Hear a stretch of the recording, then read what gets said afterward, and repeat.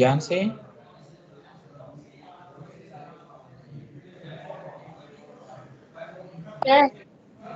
మనం నీకు పంపించిన లింక్ ఓపెన్ అయిందా? ఆహా లేదు సార్, ఓపెన్ అవ్వలేదు సార్. కాంట్ బి ఓపెన్ అని వస్తుంది సార్, టెక్నికల్ ఎర్రర్ అని వస్తుంది. అవునా, సరే సరే.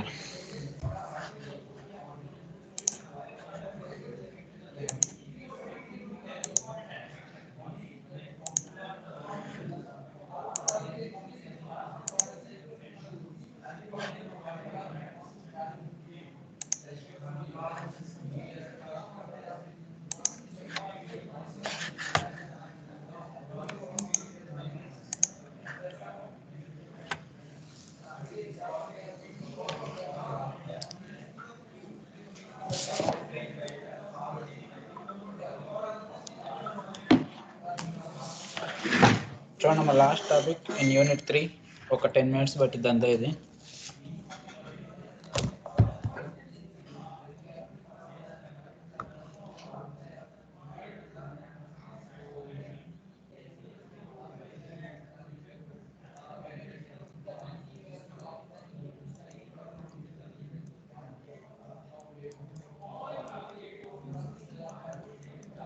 మనం ఇన్వర్టర్ డిలేస్, టైం డిలేస్లో 2 టైప్స్ చెప్పుకున్నాం కదా అప్పుడు, inverter delays and propagation delays. Inverter డిలేస్లో మళ్ళీ ఎన్మాస్ ఇన్వర్టర్ డిలే అండ్ అలాగే సిమాస్ ఇన్వర్టర్ డిలే చూసాం, కాకపోతే ఓన్లీ సిమాస్ మాత్రమే మనం చెప్పాం. నెక్స్ట్ వచ్చేసరికి దాంట్లో second type of delay propagation delays. ఈ ప్రాపగేషన్ డిలేస్లో కూడా మనకి 2 టైప్స్ ఉంటాయి. ఒకటేమో ఫస్ట్ వన్ వచ్చేసరికి ఏమో క్యాస్కేడ్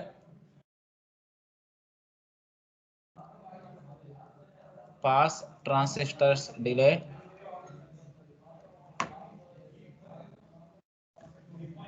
అండ్ సెకండ్ వన్ వచ్చేసరికి లాంగ్ పాలీసిలికాన్ వైర్స్ డిలే. దీంట్లో మనకి యూజ్ అయింది ఏంటంటే long polysilicon wires delay. Long polysilicon wires delay అంటే నథింగ్ బట్ ఏంటంటే, మనం లాంగ్ వైర్ తీసుకున్నాం అనుకోండి, వైర్లో మనకి ఎప్పుడు ఏముంటాయి అంటే it is the combination of resistance and capacitance. Resistance and capacitance. Because wires ఎప్పుడు ఏంటి, 2 కండక్టింగ్ వైర్స్ ఉంటాయి. 2 కండక్టింగ్ వైర్స్ మనకి టూ ప్యారలల్ ప్లేట్ లాగా యాక్ట్ చేస్తాయి కాబట్టి రెండింటి మధ్యలో మనకి కెపాసిటెన్స్ అనేది అక్కర్ అవుతుంది. ఏ వైర్లో అయినా మనకి రెసిస్టెన్స్ అనేది ఆబ్వియస్లీ అక్కర్ అవుతుంది. కాబట్టి మనం ఏం చేస్తామంటే ఏదన్నా వైర్ని కానీ లేకపోతే ఏదైనా ట్రాన్స్మిషన్ లైన్స్, ఇంతకుముందు మనం ట్రాన్స్మిషన్ లైన్ చెప్పేటప్పుడు కూడా మనం ఏం చేసామంటే కెపాసిటర్, ఇండక్టర్, రెసిస్టెన్స్, అక్కడేమో మూడు ఉంటాయి, రెసిస్టెన్స్, ఇండక్టర్ అండ్ కెపాసిటెన్స్. ఇక్కడ మాత్రం మనకి ఏంటంటే ఓన్లీ నార్మల్ వైర్స్ తీసుకుంటే అక్కడ ఏముంటాయి అంటే ఓన్లీ రెసిస్టెన్స్ అండ్ కెపాసిటెన్స్. ఈ రెసిస్టెన్స్ అండ్ కెపాసిటెన్స్ వల్ల మనకి ఏమవుతుందంటే ఈ లాంగ్ పాలిసిలికాన్ వైర్స్ మనకి ఎప్పుడు రెసిస్టెన్స్ కెపాసిటెన్స్ ఉంటాయి కాబట్టి ఈ కెపాసిటెన్స్ రెసిస్టెన్స్ వల్ల మనకి ఏమవుతుందంటే డిలే అనేది అక్కర్ అవుతుంది. అందుకే మనం చాయిస్ ఆఫ్ లేయర్స్ తీసుకున్నప్పుడు చాయిస్ ఆఫ్ లేయర్స్లో మనం లాంగ్ పాలిసిలికాన్ వైర్స్ ఎప్పుడు తీసుకోకూడదని చెప్పాం. అంటే లాంగ్ వైర్స్ తీసుకునేటప్పుడు పాలిసిలికాన్ వైర్స్ ఎప్పుడు తీసుకోకూడదు. మనం గేట్స్కి పాలిసిలికాన్ యూజ్ చేసినా కానీ సాధ్యమైనంత వరకు గేట్ కనెక్షన్స్ అనేవి చాలా తక్కువ ఉండేటట్లు చూసుకోవాలి. ఓకేనా? కాబట్టి లాంగ్ పాలిసిలికాన్ వైర్స్ ఎప్పుడు యూజ్ చేసినా కానీ ఆటోమేటిక్గా కెపాసిటెన్స్ అండ్ రెసిస్టెన్స్ వాల్యూస్ ఎక్కువ అవుతున్నాయి కాబట్టి ఆటోమేటిక్గా మనకేంటంటే డిలే అనేది ఎక్కువ అవుతుంది. ఈ డిలేని మనం రెడ్యూస్ చేయాలి అంటే మనం ఏం చేయాలి అంటే బఫర్స్, ఇంతకుముందు మనం సూపర్ బఫర్స్ యూజ్ చేసాం కదా, అలా బఫర్స్ యూజ్ చేసినప్పుడు ఏమవుతుందంటే రెసిస్టెన్స్ అనేది కొంతవరకు రెడ్యూస్ అవుతుంది. కాబట్టి బఫర్స్ తీసుకుంటే మనకి కొంతవరకు మనం రెసిస్టెన్స్ని అవాయిడ్ చేయొచ్చు. కాబట్టి బఫర్స్ యూజ్ చేయడం వల్ల మనకి ఏమవుతుందంటే స్పీడ్ అనేది ఇంక్రీజ్ అవుతుంది. ఈ స్పీడ్ ఇంక్రీజ్ అవ్వడం వల్ల మనకి ఏంటంటే సిగ్నల్ నాయిస్ అనేది రెడ్యూస్ అవుతుంది. సిగ్నల్ నాయిస్ అనేది రెడ్యూస్ అవుతుంది. అంటే reduction in sensitivity to noise, అంటే నాయిస్కి ఈజీగా సెన్సిటివిటీ అవ్వకుండా మనకి సిగ్నల్ అనేది ఉంటుంది. ఎందుకంటే స్పీడ్ అనేది ఇంక్రీజ్ అయినప్పుడు ఆటోమేటిక్గా ఏమవుతుందంటే మనం ఇన్పుట్ అప్లై చేయగానే అవుట్పుట్ వస్తుంది. కాబట్టి ఆటోమేటిక్గా సిగ్నల్ నాయిస్ అనేది డిక్రీజ్ అవుతుంది. అట్లా కాకుండా ఫర్ ఎగ్జాంపుల్ ఇక్కడ మనం రెసిస్టెన్స్, కెపాసిటెన్స్ తీసుకున్నాం అనుకోండి. ఇట్లా తీసుకున్నప్పుడు మనకు ఫర్ ఎగ్జాంపుల్ ఇది ఆర్సి, మనం ఇక్కడ 0 నుంచి 1కి ట్రాన్సిషన్ చేసాం. ఇక్కడ ఏమవుతుంది, కెపాసిటీ ఉంది కాబట్టి ఛార్జింగ్, డిశ్చార్జింగ్, కాబట్టి ఛార్జింగ్ అండ్ డిశ్చార్జింగ్. ఇక్కడ మళ్ళీ కెపాసిటెన్స్ ఉంది కాబట్టి మళ్ళీ ఛార్జింగ్, కాబట్టి కొంచెం ఛార్జింగ్ అనేది ఎక్కువసేపు, డిశ్చార్జింగ్ అనేది ఎక్కువసేపు ఉంటుంది. ఎందుకంటే కెపాసిటెన్స్ అనేది పెరిగింది కాబట్టి. ఇట్లా అవటం వల్ల మనకి డిలే అనేది ప్రొడ్యూస్ అవుతుంది కదా. ఈ డిలే వల్ల ఏమవుతుంది, మనం 0 అప్లై చేసిన తర్వాత 1 రావాలి. ఓకేనా? నెక్స్ట్ 1 అప్లై చేసిన తర్వాత 0 రావాలి. ఈ డిలే వల్ల ఏమవుతుంది, మనం 1 అప్లై చేసిన తర్వాత మనకి 1 వస్తుంది. ఓకేనా? 0 అప్లై చేసిన తర్వాత మళ్ళీ 1 వస్తుంది. ఎందుకంటే డిలే అవుతుంది కదా. మనం 0 అప్లై చేసినప్పుడు 1 రావాలి, కానీ ఆ 1 అవుట్పుట్ మనకి ఎప్పుడు వచ్చింది, ఇన్పుట్ 1 అప్లై చేసినప్పుడు వచ్చింది. ఎందుకంటే మధ్యలో డిలే జరుగుతుంది కాబట్టి. ఇలా డిలే జరగడం వల్ల ఏమవుతుందంటే ఒక్కొక్కసారి మనం 0 అప్లై చేస్తే మనకు అవుట్పుట్ ఏమో 1 వస్తుంది. 0 అప్లై చేసినప్పుడు 0నే వస్తుంది, 1 అప్లై చేసినప్పుడు కూడా 1ఏ వస్తుంది. కాబట్టి డిలేస్ రెడ్యూస్ అయితే ఆటోమేటిక్గా మనకి నాయిస్ అనేది రెడ్యూస్ అవుతుంది. కాబట్టి మనం ఈ బఫర్స్ యూజ్ చేయడం వల్ల స్పీడ్ని ఇంక్రీజ్ చేయొచ్చు, దానివల్ల సిగ్నల్ నాయిస్ని ఇంక్రీజ్ చేయొచ్చు. ఇలా ఇవే కాకుండా మనకి ప్రాపగేషన్ డిలేస్లో లాంగ్ పాలిసిలికాన్ వైర్స్ నుంచే కాకుండా డిఫరెంట్ కెపాసిటెన్స్ అనేవి ఉంటాయి. ఓకేనా? డిఫరెంట్ కెపాసిటెన్స్ ఏంటంటే మనం ఇప్పటివరకు చూసాం. ఏంటిది, area capacitance or gate capacitance,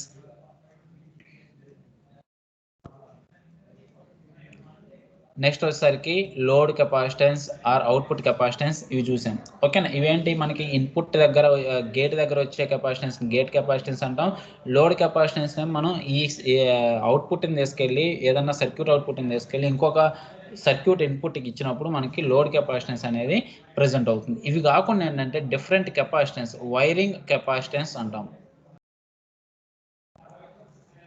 wiring capacitance అంటే మీనింగ్ ఏంటంటే ఇన్నర్గా మనం వైర్స్ యూజ్ చేస్తాం కదా, ఒక ట్రాన్సిస్టర్ నుంచి ఇంకొక ట్రాన్సిస్టర్ కనెక్ట్ చేయడానికి కానీ, నెక్స్ట్ వచ్చేసరికి ఇన్నర్గా మనకి ఆటోమేటిక్గా ట్రాన్సిస్టర్లోనే మనకి ఇన్నర్గా వైరింగ్ కెపాసిటెన్స్ కూడా ఫామ్ అవుతాయి. ఓకేనా? ఇవన్నీ మనకి 3 టైప్స్ ఆఫ్ వైరింగ్ కెపాసిటెన్స్ అనేవి ఉంటాయి. ఓకేనా? దీంట్లో ఫస్ట్ వన్ ఏంటంటే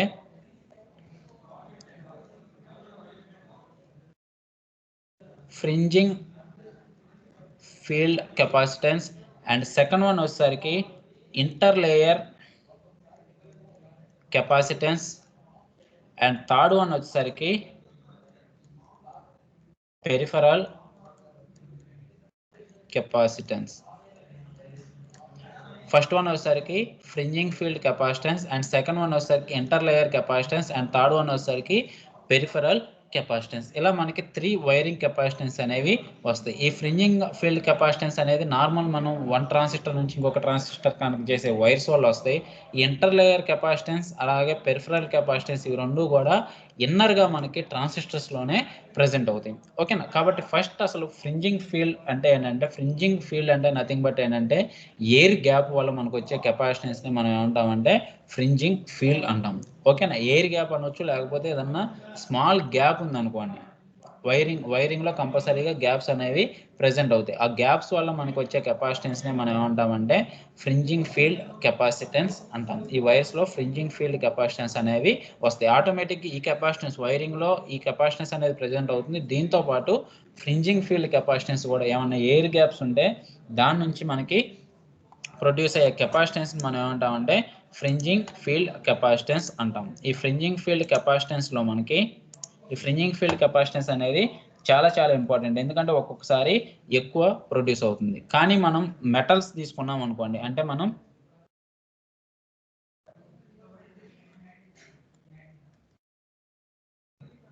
యాక్చువల్గా మెటలైజేషన్ అంటాం. మెటలైజేషన్ అంటే యాక్చువల్గా మనం వైరింగ్కి మెటల్నే యూజ్ చేస్తాం. కాకుండా వేరే యూజ్ చేస్తే మనకి కెపాసిటెన్స్ అనేది ఇంకా ఎక్కువ ఉంటుంది. మెటలైజేషన్ తీసుకుంటే అంటే మెటల్స్ యూజ్ చేస్తే మనం కనెక్టింగ్ వైర్స్ కింద, అంటే కనెక్టింగ్ వైర్స్ అంటే నథింగ్ బట్ ఫీల్డ్స్ మనం ఇచ్చేటప్పుడు, అంటే ఒక ట్రాన్సిస్టర్ నుంచి ఇంకో ట్రాన్సిస్టర్కి మనం వైరింగ్ అనేది చేసినప్పుడు మనకేమవుతుంది, మెటల్తో చేసినప్పుడు మనకేమవుతుందంటే మనకి ఈ కెపాసిటెన్స్ అనేది ఏరియా కెపాసిటెన్స్కి ఈక్వల్గా ఉంటుంది. అంటే పెద్దగా కెపాసిటెన్స్ అనేది ఉండదు. అట్లా కాకుండా మనకి ఎక్కువ అయితే ఏంటంటే మెటల్స్ కాకుండా వేరే యూజ్ చేస్తే కెపాసిటెన్స్ అనేది చాలా ఎక్కువ ఉంటుంది. అది ఎంత ఉంటుంది అంటే దీన్ని జస్ట్ ఫార్ములా యూజ్ చేస్తాం, సిఎఫ్ఎఫ్ అంటాం. ఇది గుర్తుపెట్టుకోవాల్సిందే. π/ln 1 + 2d / t 1 + √1 + t/d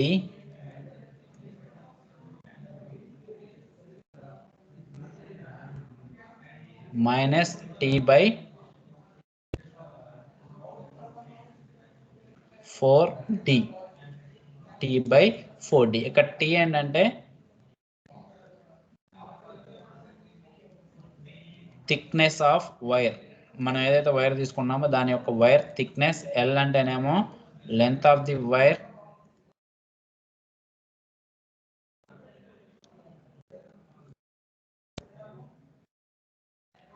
next వచ్చేసరికి డి అంటేనేమో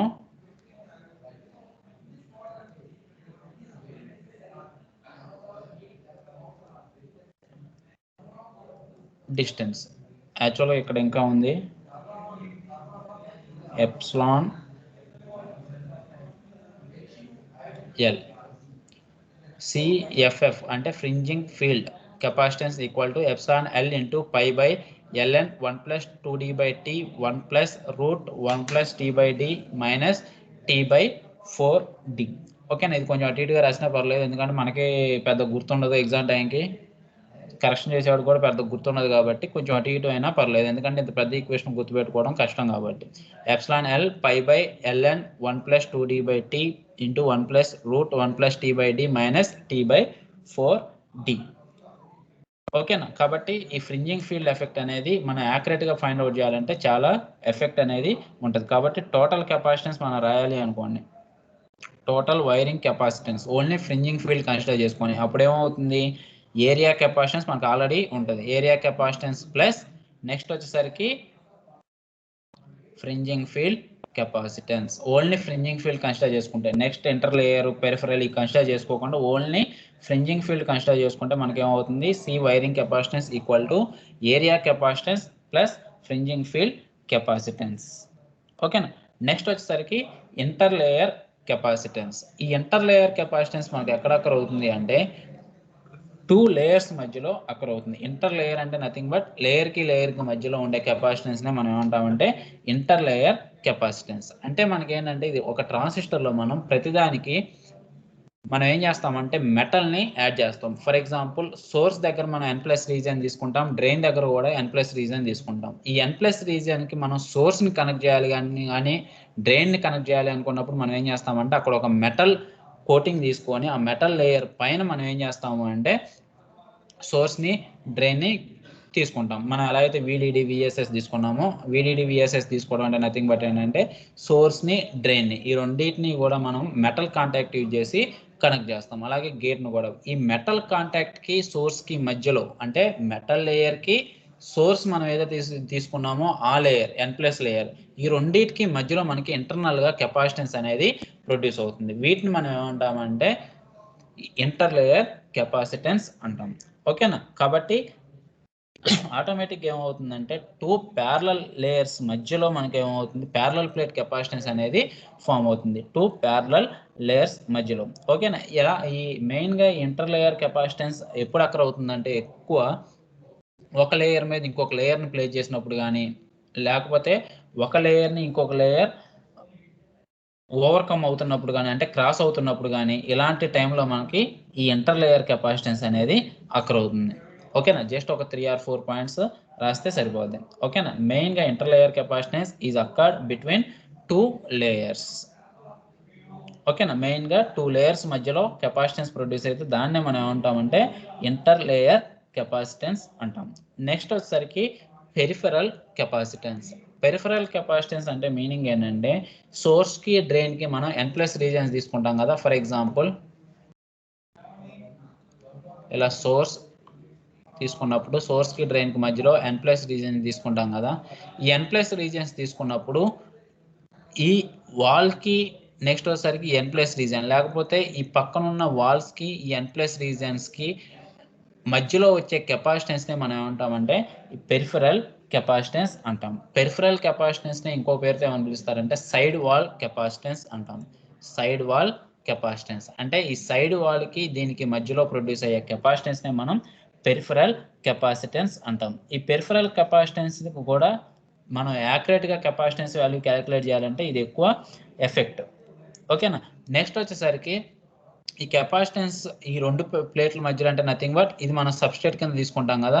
సబ్స్ట్రేట్ నెక్స్ట్ వచ్చేసరికి N+ రీజియన్ మధ్యలో కెపాసిటెన్స్ అనేది ప్రొడ్యూస్ అవుతుంది. ఈ కెపాసిటెన్స్ని మనం రెడ్యూస్ చేయాలి అనుకోండి. రెడ్యూస్ చేయాలి అంటే మనం ఏం చేస్తామంటే ఇంప్యూరిటీ ఇంప్లాంట్ చేసేటప్పుడు దీని యొక్క సైజ్ని ఈ N+ రీజియన్ సైజ్ తగ్గించామనుకోండి ఆటోమేటిక్గా ఈ కెపాసిటెన్స్ ఎఫెక్ట్ కూడా తగ్గుతుంది. కాబట్టి మనం పెరిఫెరల్ కెపాసిటెన్స్ని టోటల్గా తీసేయాలి అంటే నెగ్లెక్ట్ ఎప్పుడు చేస్తాము అంటే మనకి N+ రీజియన్ అనేది ఆ పీ సబ్స్ట్రేట్ లోపలికి రాకుండా పైన ఇంప్లాంట్ చేస్తే అప్పుడు మనకి పెరిఫెరల్ కెపాసిటెన్స్ అనేది డిక్రీజ్ అవుతుంది. ఒకవేళ పెరిఫెరల్ కెపాసిటెన్స్ని మనం ఒకదాన్ని తీసుకోవాలనుకోండి అప్పుడు టోటల్ వైరింగ్ కెపాసిటెన్స్ ఏమవుతుందంటే C area capacitance plus C peripheral capacitance అంటే CPతో రిప్రజెంట్ చేస్తాం పెరిఫెరల్ కెపాసిటెన్స్. అలా కాకుండా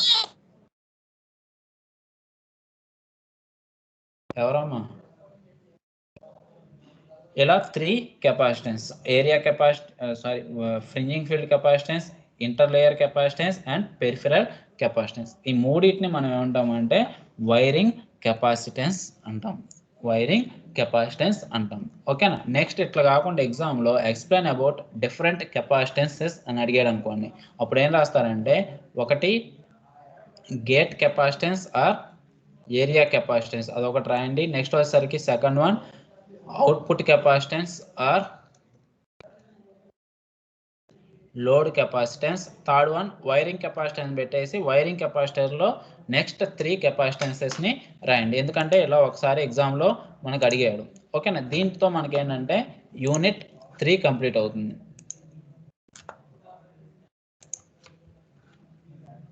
ఓకేనా? యూనిట్ 3లో మనకి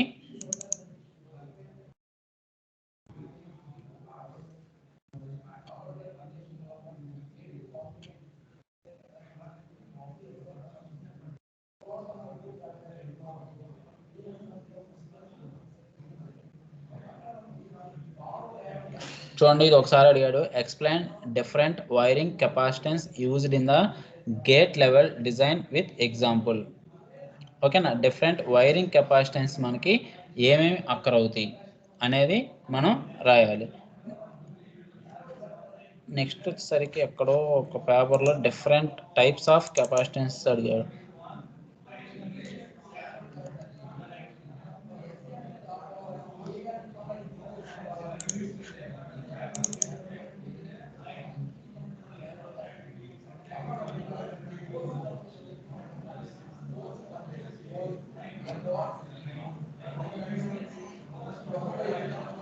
మార్నింగ్ చెప్పింది ఇది ఒక క్వశ్చన్ అడిగాడు. Describe about methods for driving large capacitive loads. అంటే మీనింగ్ ఏంటంటే లాస్ట్లో చెప్పిన 3 మెథడ్స్ ఉన్నాయి కదా. ఫస్ట్ క్యాస్కేడ్ ఇన్వర్టర్స్, నెక్స్ట్ వచ్చేసరికి సూపర్ బఫర్స్, నెక్స్ట్ వచ్చేసరికి బైసీమాస్ డ్రైవర్స్. అది రాస్తే మనకి methods for driving large capacitance.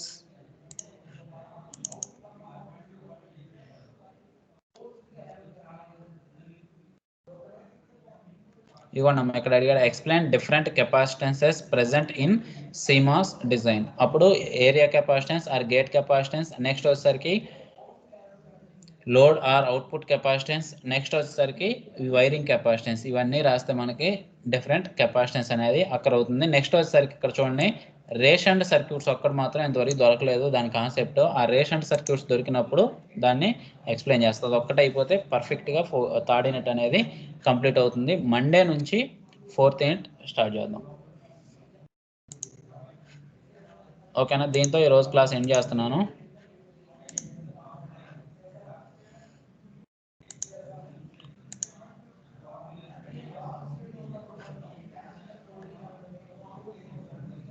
మీకు మండే ఆ ట్యూస్డే ఈ 2 డేస్లో మ్యాక్సిమం మీకు ఈ థర్డ్ యూనిట్ నోట్స్ అంతా మీకు ఇచ్చేస్తా.